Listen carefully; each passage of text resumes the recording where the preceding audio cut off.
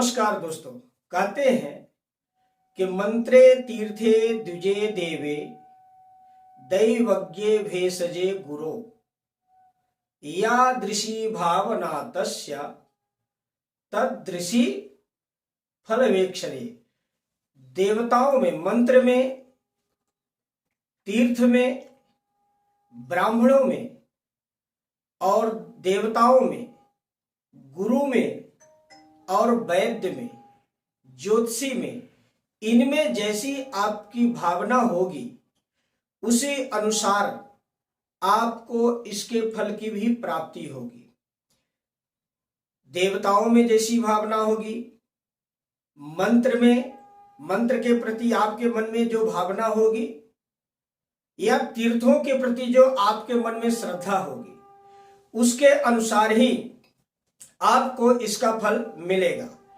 क्योंकि ये सब श्रद्धा विश्वास रूपिणों, श्रद्धा के ऊपर ही निर्भर है, आपकी भावना के ऊपर निर्भर है कि आपकी भावना इनके ऊपर कैसी है। जैसे उदाहरण के लिए कोई डॉक्टर है, आप उसके यहाँ जाते हो और वो मात्र पर्ची में कुछ दवा लिख देता है और आप आते हो, वो दवा लेकर के खाते हो और आपको तत्काल आराम प्राप्त हो जाता है। उसी डॉक्टर के पास दूसरा मरीज जाता है उसी बीमारी को लेकर के और वही डॉक्टर वही दवा उसके लिए भी लिखता है, लेकिन वह दवा उसको फायदा नहीं करती। तो वो कहता है कि इस डॉक्टर की जो दवा थी वो हमें फायदा नहीं की, इसलिए हम दूसरे डॉक्टर के पास जा रहे हैं। लेकिन उसमें डॉक्टर के दवा की गलती नहीं थी, उस दवा के प्रति आपका जो विश्वास था, जो भरोसा था, वो नहीं था। और जिसको वो दवा फायदा की उसके लिए उस डॉक्टर का विश्वास और भरोसा अच्छा था। उसी तरह गुरु के प्रति, अपने तीर्थों के प्रति इस समय प्रयागराज में महाकुंभ का उत्सव चल रहा है। यह महाकुंभ उत्सव कोई मामूली मेला नहीं है, यह सृष्टि का, संसार का सबसे बड़ा धार्मिक और सामाजिक मेला है। यह एक ऐसा आध्यात्मिक जो संगठन है, जो लोगों को जुड़ने का, एकत्र करने का जो यह समय है, यह उसके लिए सबसे बड़ा, ये उसकी जो है मिसाल है। इस कुंभ में देश विदेश से हजारों लाखों लोग, करोड़ों लोग आते हैं, नहाते हैं।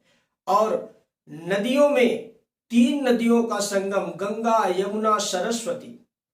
गंगा यमुना जो प्रत्यक्ष रूप से दिखती हैं और मां सरस्वती अदृश्य रूप से वहां विद्यमान है। तीर्थराज प्रयाग ये सिर्फ तीर्थ नहीं है, ये महातीर्थ है, तीर्थों का भी राजा है, तीर्थराज प्रयाग। और इस तीर्थराज प्रयाग में आप जब पहुंचते हैं, जब जाते हैं, तो वहां देखने के लिए, दर्शन करने के लिए अनेक स्थान उपलब्ध हैं। जैसे बेणी माधव, चक्र माधव, सोमेश्वर, समुद्रकूप, या जो है बासुकी नाग का जो मंदिर है, और इसके अलावा किला है, अक्षय वट है, अंधेर नगरी, चौपट राजा की नगरी है। ऐसे अनेक स्थान जो है रमणीक है, दिव्य है, जो देखने के लायक है। तो इस महापर्व पर आप जाइए, अपने आप को धन्य कीजिए। वहां ऐसी ऐसी विभूतियां, ऐसे ऐसे दिव्य स्वरूप संतों के आपको देखने के लिए मिलेंगे। देवता भी वहां आने के लिए तरसते हैं, और ये देवता भी मनुष्य का रूप लेकर के किसी न किसी रूप में वहां विचरण करते हैं और उस स्थान का लाभ लेते हैं।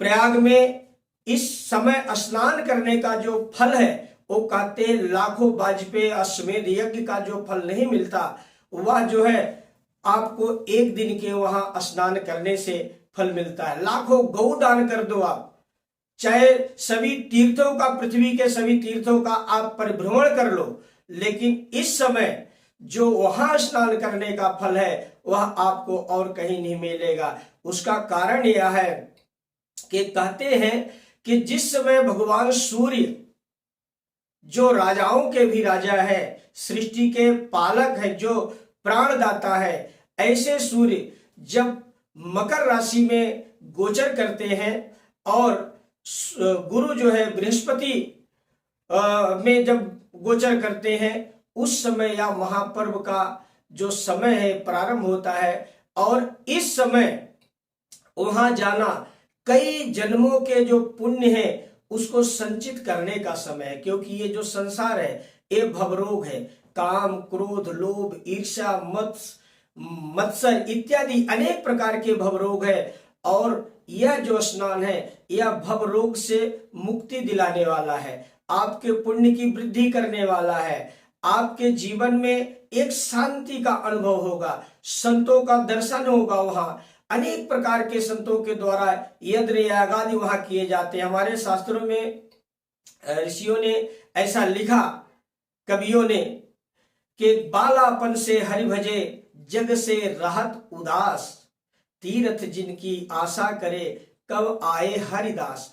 ऐसा हरिदास जिनके बड़े बड़े तीर्थ, जिनके चरण पढ़ने की जो है अपेक्षा करते हैं, उनके इंतजार में रहते हैं कि कब इन हरिभक्तों का, इन संतों का हमारे इस पावन तट पर उनके चरण पड़े। ऐसे महातीर्थ में जो है आप एक बार स्नान अवश्य कीजिए, क्योंकि यह जीवन में यह क्षण कभी कभी आता है। इसीलिए हमने कहा कि यह श्रद्धा का स्नान है, श्रद्धा का स्थान है, क्योंकि कहते हैं ना कि मंत्रे तीर्थे द्विजे श्रेष्ठ। जैसा हमने बताया कि मंत्र के प्रति आपकी जो आस्था होगी, मंत्र आपको उसी तरह से फल प्रदान करेगा। मंत्र का मतलब ये होता है कि किसी न किसी देवता का नाम, तो जिस देवता के आपका नाम राम, श्याम जो भी है, अगर आपको कोई बुलाएगा राम तो आप निश्चय ही मुड़ करके देखोगे। इसी तरह मंत्र में इतनी शक्ति है कि यदि मंत्र के प्रति आपका विश्वास हो जाए तो वह मंत्र ही आपके सारे मनोकामनाओं की पूर्ति कर सकता है। और उसी तरह अपने गुरु और तीर्थों के प्रति, देवताओं के प्रति, ज्योतिषी के प्रति और वैद्य यानी कि डॉक्टर के प्रति आपकी श्रद्धा जैसी रहेगी, उसी अनुसार आपको इसका लाभ होगा। तो दोस्तों, एक बार अवश्य कुंभ का स्नान कीजिए, कुंभ का दर्शन कीजिए और वहां एक बार अवश्य पधारिए।